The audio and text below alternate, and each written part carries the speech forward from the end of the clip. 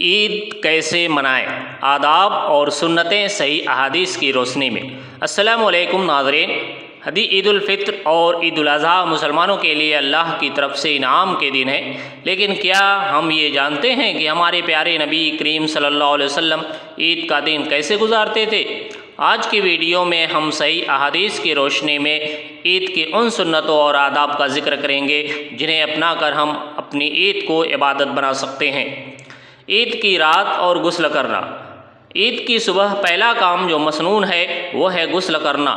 حضرت عبداللہ ابن عمر رضی اللہ عنہما عید کے دن نماز کے لیے جانے سے پہلے غسل فرمایا کرتے تھے۔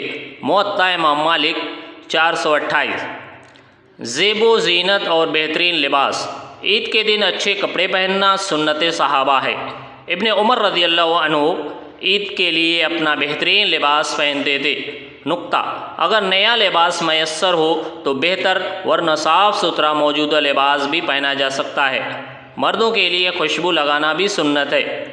نماز سے پہلے کچھ کھانا صرف عید الفطر کے لیے۔ عید الفطر کی ایک اہم سنت یہ ہے کہ نماز کے لیے جانے سے پہلے کچھ کھایا جائے۔ صحیح بخاری 953۔ حضرت انس بیان کرتے ہیں کہ رسول اللہ صلی اللہ علیہ وسلم عید الفطر کے دن اس وقت تک نماز کے لیے نہ نکلتے جب تک چند کھجوریں نہ کھا لیتے۔ آپ صلی اللہ علیہ وسلم انہیں طاق یعنی 3، 5 یا 7 تعداد میں کھاتے۔ عیدگاہ پیدل جانا اور راستہ بدلنا۔ عید کی نماز کے لیے پیدل جانا سنت ہے۔ سنن ابن ماجہ 1297۔ حضرت علی رضی اللہ عنہ فرماتے ہیں کہ سنت یہ ہے کہ عید کے لیے پیدل نکلا جائے۔ صحیح بخاری 986۔ حضرت جابر فرماتے ہیں کہ نبی کریم صلی اللہ علیہ وسلم عید کے دن آنے اور جانے کے راستے بدل دیا کرتے تھے تاکہ دونوں راستوں پر گواہی ہو اور زیادہ لوگوں سے ملاقات ہو۔ تکبیرات کہنا۔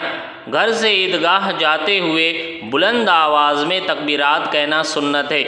تکبیر: اللہ اکبر اللہ اکبر لا الہ الا اللہ واللہ اکبر اللہ اکبر وللہ الحمد۔ حضرت عبداللہ ابن عمر عیدگاہ پہنچنے اور امام کے نکلنے تک تکبیرات کہتے رہتے تھے۔ عید کی نماز اور خطبہ۔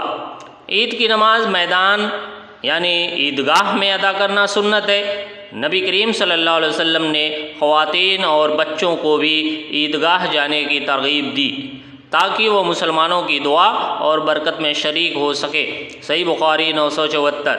یاد رہے، عید کی نماز سے پہلے یا بعد میں کوئی نفل نماز عیدگاہ میں نہیں ہے۔ عید کی مبارکباد دینا۔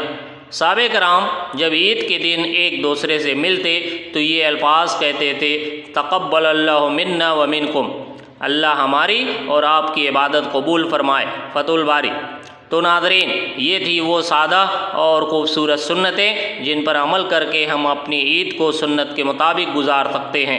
اللہ ہمیں ان پر عمل کی توفیق دے۔ آپ سب کو میری طرف سے عید مبارک۔ ویڈیو پسند آئی ہو تو لائک کریں اور صدقہ جاریہ کی نیت سے اپنوں کے ساتھ شیئر کریں۔ اللہ حافظ۔